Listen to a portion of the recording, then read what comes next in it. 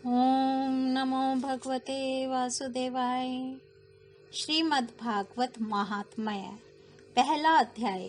देवर्षि नारद की भक्ति से भेंट। सच्चिदानंद स्वरूप भगवान श्री कृष्ण को हम नमस्कार करते हैं, जो जगत की उत्पत्ति, स्थिति और विनाश के हेतु तथा आध्यात्मिक, आधि दैविक और आधि भौतिक तीनों प्रकार के तापों का नाश करने वाले हैं। जिस समय श्री सुखदेव जी का यज्ञोपवीत संस्कार भी नहीं हुआ था तथा लौकिक वैदिक कर्मों के अनुष्ठान का अवसर भी नहीं आया था, तभी उन्हें अकेले ही संन्यास लेने के लिए घर से जाते देखकर उनके पिता व्यास जी विरह से कातर होकर पुकारने लगे, बेटा बेटा, तुम कहाँ जा रहे हो। उस समय वृक्षों ने तन्मय होने के कारण श्री सुखदेव जी की ओर से उत्तर दिया था, ऐसे सर्वभूत हृदय स्वरूप श्री सुखदेव मुनि को मैं नमस्कार करता हूँ। एक बार भगवत कथामृत का रसास्वादन करने में कुशल मुनिवर शौनक जी ने नैमिषारण्य क्षेत्र में विराजमान महामति सूत जी को नमस्कार करके उनसे पूछा। शौनक जी बोले, सूत जी, आपका ज्ञान अज्ञानांधकार को नष्ट करने के लिए करोड़ों सूर्य के समान है। आप हमारे कानों के लिए रसायन अमृत स्वरूप सार गर्भित कथा कहिए। भक्ति, ज्ञान और वैराग्य से प्राप्त होने वाला महान विवेक की वृद्धि किस प्रकार होती है तथा वैष्णव लोग किस तरह इस माया मोह से अपना पीछा छुड़ाते हैं। इस घोर कलिकाल में जीव प्रायः आसुरी स्वभाव के हो गए हैं। विविध कलेशों से आक्रांत इन जीवों को शुद्ध दैवी शक्ति संपन्न बनाने का सर्वश्रेष्ठ उपाय क्या है।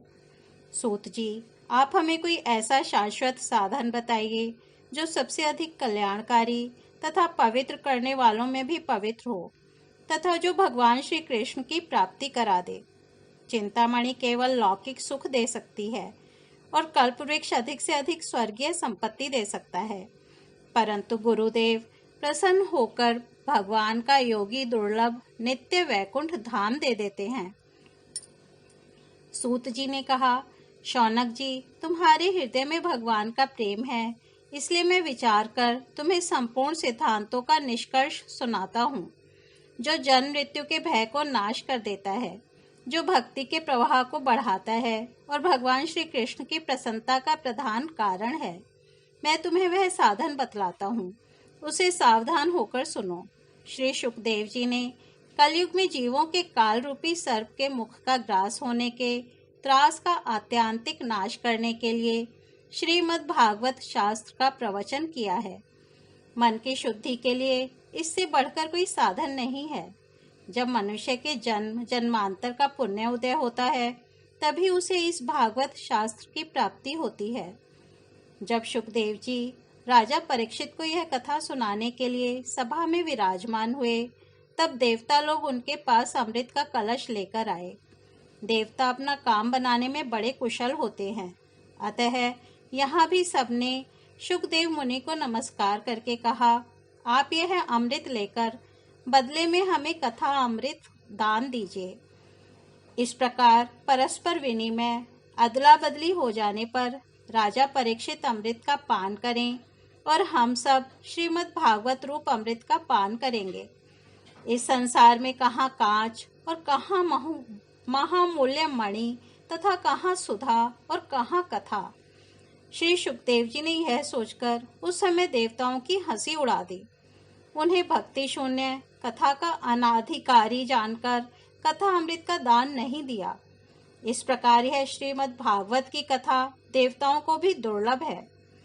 पूर्व काल में श्रीमद् भागवत के श्रवण से ही राजा परीक्षित की मुक्ति देखकर ब्रह्मा जी को भी बड़ा आश्चर्य हुआ था।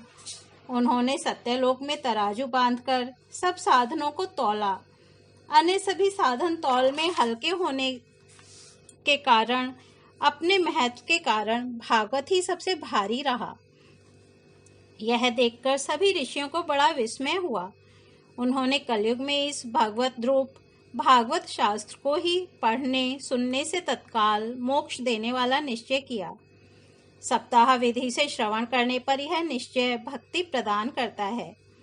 पूर्व काल में इसे दया परायण सनकादि ने देवर्षि नारद को सुनाया था।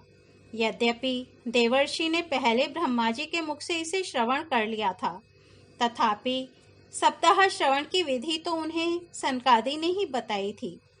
शौनक जी ने पूछा, सांसारिक प्रपंच से मुक्त एवं विचरणशील नारद जी का सनकादि के साथ संयोग कहाँ हुआ और विधि विधान के श्रवण में उनकी प्रीति कैसे हुई? सूत जी ने कहा, अब मैं तुम्हें वह भक्तिपूर्ण कथानक सुनाता हूँ जो श्री सुखदेव जी ने मुझे अपना अनन्य शिष्य जानकर एकांत में सुनाया था। एक दिन विशालपुरी में वे चारों निर्मल ऋषि सत्संग के लिए आए। वहां उन्होंने नारद जी को देखा। सनकादि ने पूछा, ब्राह्मण, आपका मुख उदास क्यों हो रहा है? आप चिंतातुर कैसे हैं? इतनी जल्दी जल्दी आप कहाँ जा रहे हैं और आपका आगमन कहाँ से हो रहा है? इस समय तो आप उस पुरुष के समान व्याकुल जान पड़ते हैं जिसका सारा धन लुट गया हो। आप जैसे आसक्ति रहित पुरुषों के लिए यह उचित नहीं है। इसका कारण बताइए। नारद जी ने कहा, मैं सर्वोत्तम लोक समझकर पृथ्वी में आया था। यहाँ पुष्कर, प्रयाग, काशी, गोदावरी, नासिक, हरिद्वार, कुरुक्षेत्र, श्रीरंग और सेतुबंध आदि कई तीर्थों में मैं इधर उधर विचरता रहा, किंतु मुझे कहीं भी मन को संतोष देने वाली शांति नहीं मिली। इस समय अधर्म के सहायक कलयुग ने सारी पृथ्वी को पीड़ित कर रखा है। अब यहाँ सत्य, तप, शौच, बाहर भीतर की पवित्रता, दया, दान आदि कुछ भी नहीं है। बेचारे जीव केवल अपना पेट पालने में लगे हुए हैं। वे असत्यभाषी, आलसी, मंदबुद्धि, भाग्यहीन, उपद्रवग्रस्त हो गए हैं। जो साधु संत कहे जाते हैं वे पूरे पाखंडी हो गए हैं। देखने में तो वे विरक्त हैं, किंतु स्त्री, धन आदि सभी का परिग्रह करते हैं। घरों में स्त्रियों का राज्य है। साले सलाहकार बने हुए हैं। लोभ से लोग कन्या विक्रय करते हैं और स्त्री पुरुषों में कलह मचा रहता है। महात्माओं के आश्रम, तीर्थ और नदियों पर यवनों, विधर्मियों का अधिकार हो गया है। उन दुष्टों ने बहुत से देवालय भी नष्ट कर दिए हैं। इस समय यहाँ न कोई योगी है, न सिद्ध है, न ज्ञानी है और न सत्कर्म करने वाला ही है। सारे साधन इस समय कली रूप दावानल से जलकर भस्म हो गए हैं। इस कलयुग में सभी देशवासी बाजारों में अन्न बेचने में लगे हैं। ब्राह्मण लोग पैसा लेकर वेद पढ़ाते हैं और स्त्रियां वैश्यावृत्ति से निर्वाह करने लगी हैं। इस तरह कलयुग के दोष देखता और पृथ्वी पर विचरता हुआ मैं यमुना जी के तट पर पहुंचा, जहां भगवान श्री कृष्ण की अनेकों लीलाएं हो चुकी हैं। मुनिवरों, सुनिए, वहां मैंने एक बड़ा आश्चर्य देखा। वहां एक युवती स्त्री खिन्न मन से बैठी थी। उसके पास दो वृद्ध पुरुष अचेत अवस्था में पड़े जोर जोर से सांस ले रहे थे।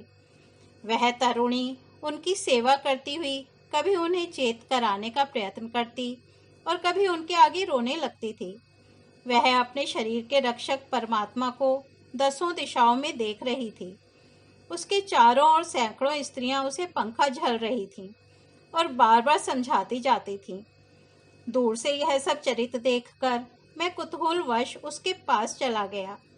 मुझे देखकर वह युवती खड़ी हो गई और बड़ी व्याकुल होकर कहने लगी। युवती ने कहा, अजी महात्मा जी, क्षण भर ठहर जाइए और मेरी चिंता को भी नष्ट कर दीजिए। आपका दर्शन तो संसार के सभी पापों को सर्वथा नष्ट कर देने वाला है। आपके वचनों से मेरे दुख की भी बहुत कुछ शांति हो जाएगी। मनुष्य का जब बड़ा भाग्य होता है तभी आपके दर्शन हुआ करते हैं। नारद जी कहते हैं, तब मैंने उस स्त्री से पूछा, देवी, तुम कौन हो? ये दोनों पुरुष तुम्हारे क्या होते हैं और तुम्हारे पास ये कमल नयनी देवियां कौन हैं? तुम हमें विस्तार से अपने दुख का कारण बताओ। युवती ने कहा, मेरा नाम भक्ति है। ये ज्ञान और वैराग्य नामक मेरे पुत्र हैं। समय के फेर से ही ये ऐसे जर्जर हो गए हैं। ये देवियां गंगा जी आदि नदियां हैं। ये सब मेरी सेवा करने के लिए ही आई हैं। इस प्रकार साक्षात देवियों के द्वारा सेवित होने पर भी मुझे सुख शांति नहीं है। तपोधन, अब ध्यान देकर मेरा वृत्तांत सुनिए। मेरी कथा वैसे तो प्रसिद्ध है, फिर भी उसे सुनकर आप मुझे शांति प्रदान करें। मैं द्रविड़ देश में उत्पन्न हुई, कर्नाटक में बढ़ी, कहीं कहीं महाराष्ट्र में सम्मानित हुई, किंतु गुजरात में मुझको बुढ़ापे ने आ घेरा। वहां घोर कलयुग के प्रभाव से पाखंडियों ने मुझे अंग भंग कर दिया। चिरकाल तक यह अवस्था रहने के कारण मैं अपने पुत्रों के साथ दुर्बल और निस्तेज हो गई।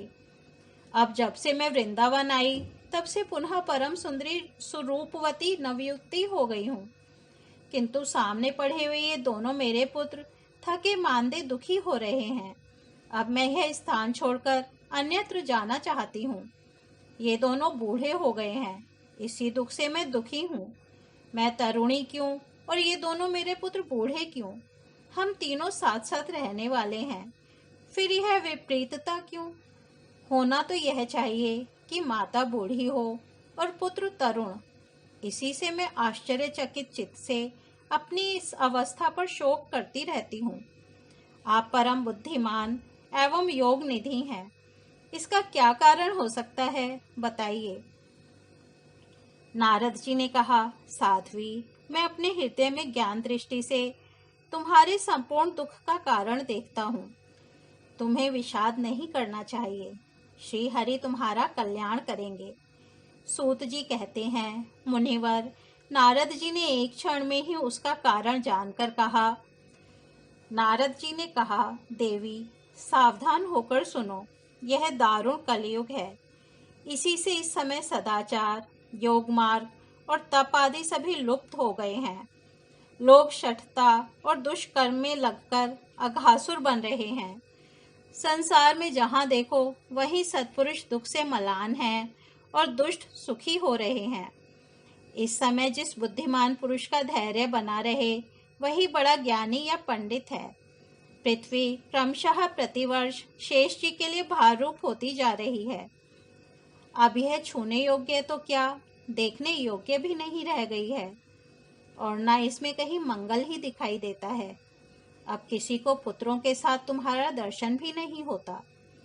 विषय अनुराग के कारण अंधे बने हुए जीवों से उपेक्षित होकर तुम जर्जर हो रही थी। वृंदावन के संयोग से तुम फिर नवीन तरुणी हो गई हो। अतः यह वृंदावन धाम धन्य है, जहाँ भक्ति सर्वत्र नृत्य कर रही है।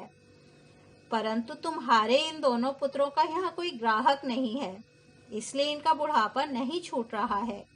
यहाँ इनको कुछ आत्मसुख, भगवत स्पर्श जनित आनंद की प्राप्ति होने के कारण ये सोते से जान पड़ते हैं।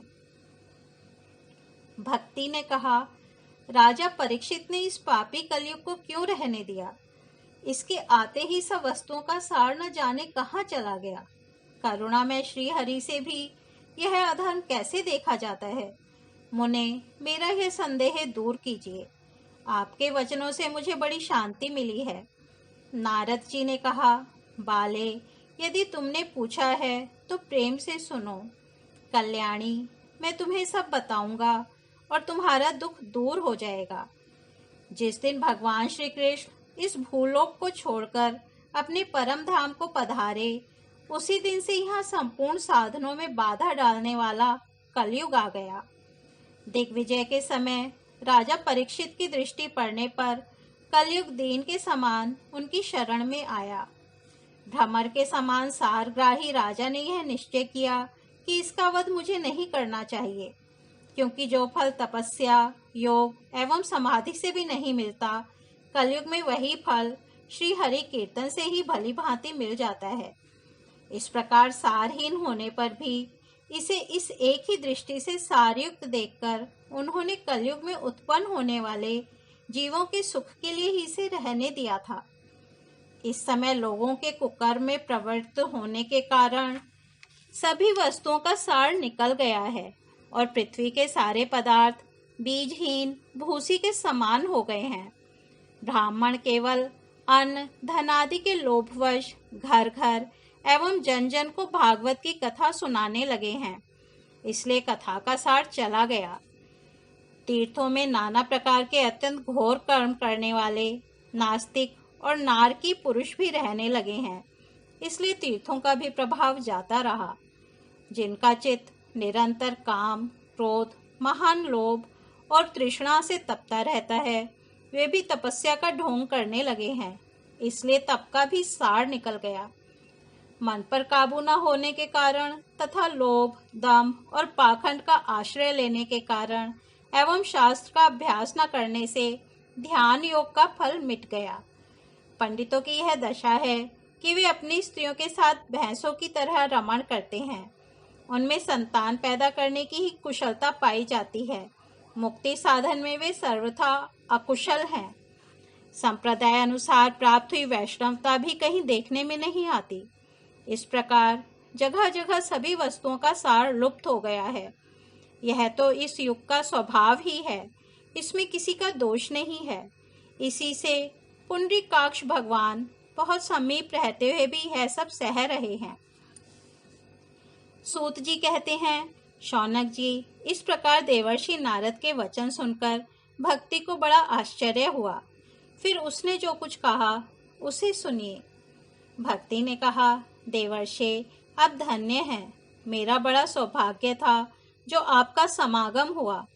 संसार में साधुओं का दर्शन ही समस्त सिद्धियों का परम कारण है। आपका केवल एक बार का उपदेश धारण करके कयाधु कुमार प्रहलाद ने माया पर विजय प्राप्त कर ली थी। ध्रुव ने भी आपकी कृपा से ही ध्रुव पद प्राप्त किया था। आप सर्व मंगलमय और साक्षात श्री ब्रह्मा जी के पुत्र हैं। मैं आपको नमस्कार करती हूँ। आज यहीं विराम देते हैं, कल इसके आगे बढ़ेंगे। धन्यवाद।